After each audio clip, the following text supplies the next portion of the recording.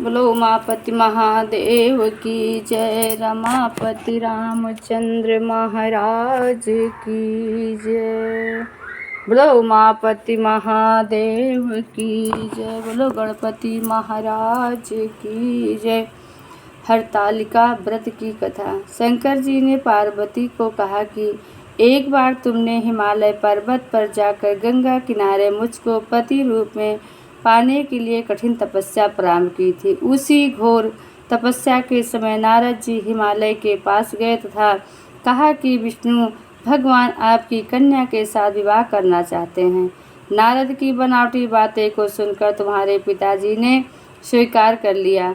फिर नारद जी ने विष्णु जी के पास गए और कहा कि आपका विवाह हिमालय ने पार्वती के साथ करने का निश्चय किया है। आप इसकी स्वीकृति दें। नारद जी ने कहा। नारद जी के जाने के पश्चात पिता हिमालय ने तुम्हें भगवान विष्णु के साथ निश्चित किया गया विवाह संबंध बतलाया गया। यह बात सुनकर तुम्हें अत्यंत दुख हुआ। एक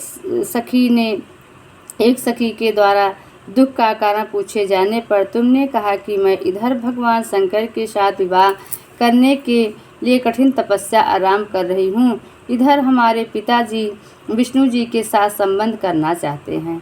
तुम मेरी सहायता करो, अन्यथा मैं प्राण त्याग दूंगी। सखी ने धीरज देते हुए कहा, मैं तुम्हें ऐसे वन में ले चलूंगी कि तुम्हारे पिता को पता ना चलेगा। इस प्रकार तुम सखी सम्मति से घने जंगल में गई। इधर तुम्हारे पिता हिमालय घर में इधर उधर खोजने पर जब तुम्हें ना पाए तो बहुत चिंतित हुए, क्योंकि नारद से विष्णु के साथ विवाह करने को वह मान गए थे। वचन भंग की चिंता ने उन्हें मूर्छित कर दिया। तब सभी पर्वत तथा तट जानकर तुम्हारी खोज में लग गए। उधर सखी सहित तुम सरिता किनारे की एक गुफा में शिव के नाम पर तपस्या जप करने लगी। भाद्रपद शुक्ल पक्ष की तृतीया को तुम उपास रहकर शीघ्र रात्रि जागरण भी किया। तुम्हारे इस कठिन तप व्रत के कारण मुझे तुरंत तुम्हारे पूजन स्थल पर आना पड़ा।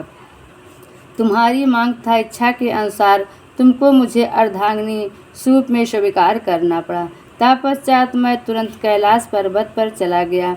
प्रातः बेला में जब तुम पूजन सामग्री नदी में छोड़ रही थी, उसी समय हिमालय राज उस स्थान पर पहुंच गए।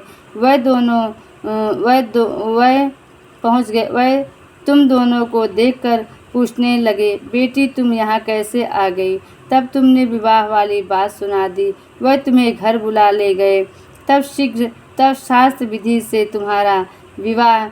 तुम्हारा मेरे साथ विवाह हुआ। हरतालिका व्रत का नामकरण सखी द्वारा पूजन की जाने पर इसका हरतालिका नाम पड़ गया। शंकर जी ने पार्वती जी से यह बताया कि जो स्त्री इस व्रत को श्रद्धा से करेगी उसे तुम्हारे सम्मान ही अचल सुहाग मिलेगा। बोलो उमापति महादेव की जय, रमापति रामचंद्र की जय, पवन सुत हनुमान की जय।